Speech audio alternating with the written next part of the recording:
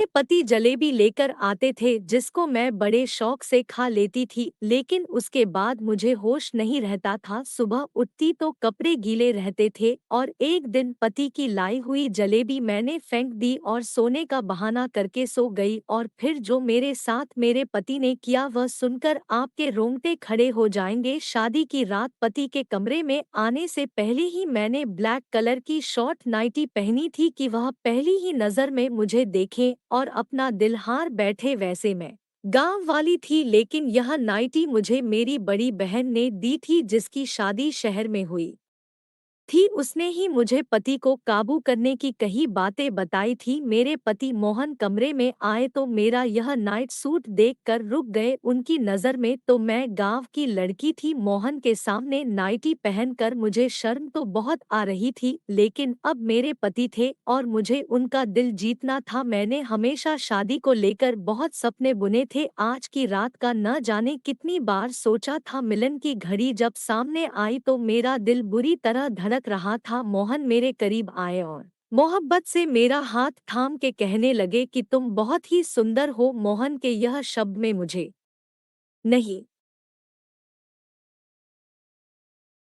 जिंदगी दे दी थी और मैं खुद को हवाओं में महसूस कर रही थी। मोहन ने अपनी जेब में हाथ डाला तो मुझे लगा कि वह मुझे मुंह दिखाई का गिफ्ट देंगे, लेकिन मोहन ने जेब से हाथ निकाला तो मैं हैरान रह गई। उनके हाथ में जलेबी का खेला था और मोहन ने खुद ही वह थैला खोला और कहने लगे कि शादी की रात सबसे पहले मैं तुम्हें अपने हाथ से मीठा खिलाऊंगा। मोहन की बात सुनकर मेरे होठों पर मुस्कुराहट आ गई। कह रहे थे कि मेरे लिए खासकर शहर से जलेबी बनवा कर लाए हैं।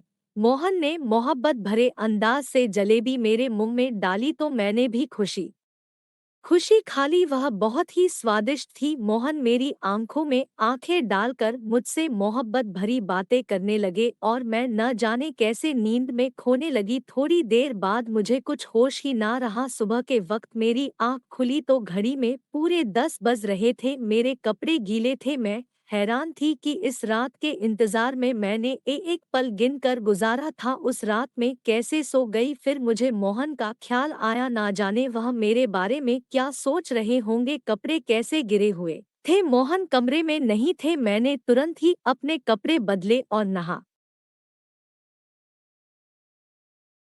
धोकर तैयार हो गई। मैं अपने बालों को सुलझा रही थी कि मोहन कमरे में आए। उनका मूड बहुत ज्यादा बिगड़ा हुआ था। कोई बात नहीं कि मैंने उनसे बात करने की कोशिश की तो पूरी तरह गुस्सा हो चुके थे और यह बात मेरे लिए बर्दाश्त से बाहर थी। मैंने सोच लिया था कि किसी ना किसी तरह मैं मोहन को मना कर रहूंगी। मोहन के जाने के बाद मेरी सास कमरे में आई तो मेरी आंखों में आंसू देखकर हैरानी से पूछेगी कि क्या हुआ बहू। मैंने उन्हें बता दिया कि मैंने मोहन को नाराज कर दिया है। वह कहने लगी कि मैं अभी मोहन से बात करती हूँ, लेकिन मैंने हाथ पकड़कर अपनी सास को रोक लिया। उनसे कहा कि वह हमसे कोई बात ना करे वरना हमसे और नाराज हो जाएंगे। मेरी बात सुनकर वह खामोश हो गई और बोली, छोटी छोटी बातों को दिल पर ना लगाया करो। कुछ दिन मोहन के साथ रहोगी तो तुम उसकी आदत को अच्छी तरह समझ जाओगी। मैं उनकी बात सुनकर खुश हो गई थी। मैं अपने माँ बाप की लाडली होने के साथ साथ अपनी सास की भी बहुत लाडली थी। हालांकि बचपन से ही ख्वाहिश थी कि मेरी शादी उनके बेटे मोहन से हो, और जैसे ही मैं 15-16 साल की हुई तो वह मुझसे मिलने के लिए आई थी और जाते जाते मेरा मुंह मीठा